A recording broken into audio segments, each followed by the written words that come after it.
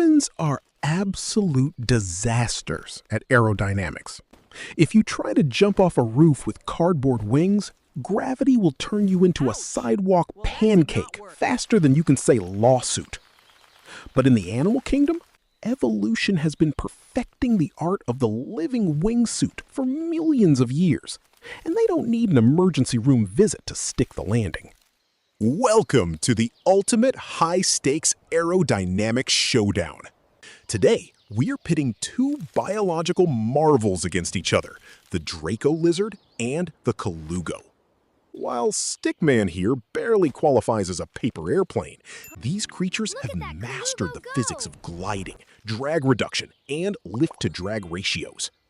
We're breaking down the engineering secrets that allow these tiny, lightweight machines to travel hundreds of feet through the air without an engine. Grab your safety goggles. Things are about to get uncomfortably high. Look at a human wingsuit jumper. They look like a high-tech squirrel, right? They're flying, falling with style, and dodging mountains. But if you put that suit on a regular person, physics have a very different plan. That's the reality of gravity. For us, flying is a constant, desperate battle against the ground. But nature has been engineering the perfect living wingsuits for millions of years, without needing a single roll of tape. Meet the Colugo and the Draco lizard. These aren't just animals, they are master pilots living in a high-stakes aerodynamic world. To understand how they cheat death, we have to look at the holy trinity of flight: lift, drag, and weight.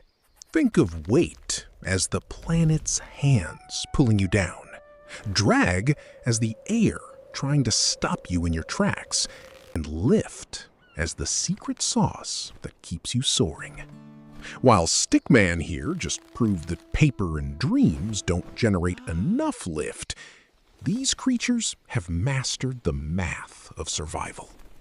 Now, let's talk about the original masters of the glide, the Draco lizard.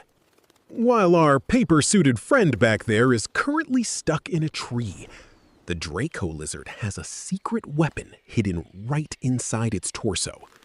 Instead of bulky suits, it evolved hyper-elongated ribs that act like a retractable frame. These ribs aren't just bone. They push out a thin, membrane-like skin called a patagium, turning the lizard's body into a living, foldable high-tension wing. It's an aerodynamic masterclass. The Draco lizard creates a perfectly arched aerofoil just by flexing its muscles. Nature doesn't need duct tape. It just needs bone-deep engineering. Now, let's clear the air. People often call these guys flying animals, but that is a massive overstatement.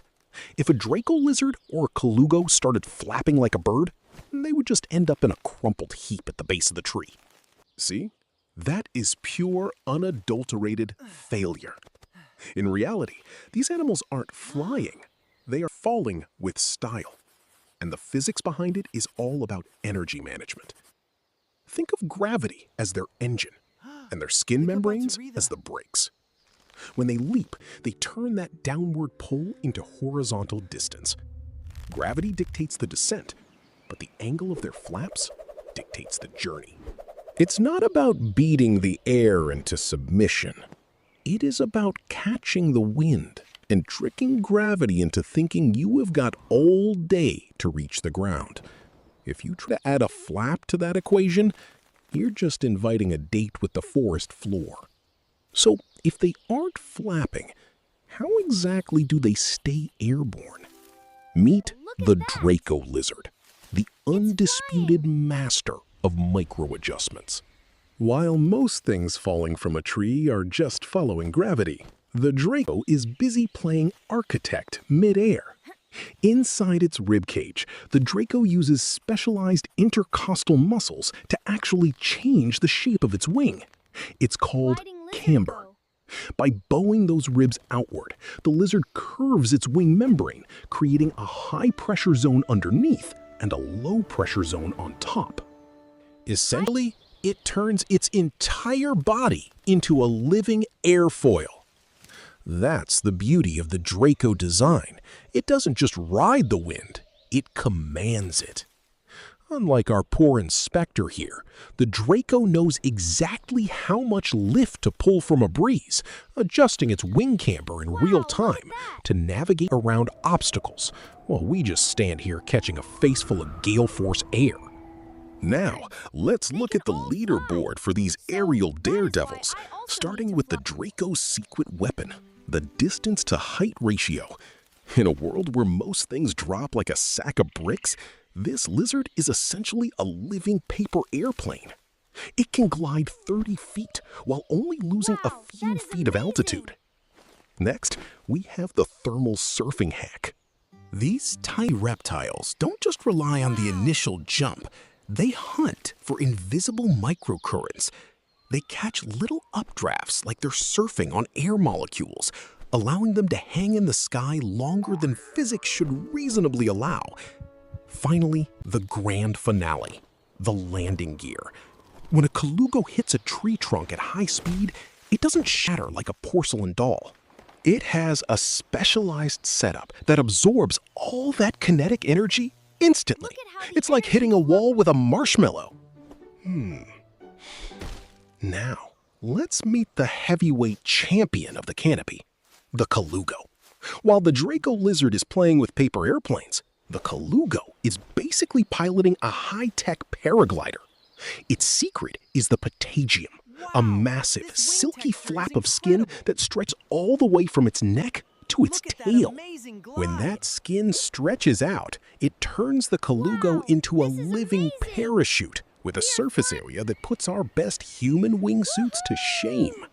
We humans spend millions on fabric and rigid carbon fiber frames, but the Colugo does it with soft, adjustable skin that catches every single whisper of wind. The physics here is brutal. Because the Colugo covers so much surface area, its wing loading is incredibly low, meaning it can glide over 100 yards without barely breaking a sweat. It's not just falling with style, it's practically invisible navigation through the treetops. Humans are trying to copy this efficiency, but nature already perfected the geometry long before we even invented the zipper. Now, the real test of an aviator isn't just staying airborne, it's steering. While a rock falls with the grace of a brick, the Colugo treats air like a navigable highway. When it needs to bank, it uses that expansive tail membrane as a precision rudder. By slightly adjusting the tension in its tail, the Colugo manipulates angular momentum to pull off a crisp 90-degree turn mid-glide. See, air is a fluid, and managing energy dissipation is the difference between a soft landing and becoming part of the landscape. Unlike our furry, gliding friend, Stickman failed to account for drag coefficients and air density. The Colugo bleeds off speed just before impact, transitioning from flight to a controlled cling. Stickman chose the impact-based deceleration method, which is scientifically proven to result in a headache. So what does this high-stakes aerodynamic showdown tell us? Evolution isn't just about survival, it's about energy economy.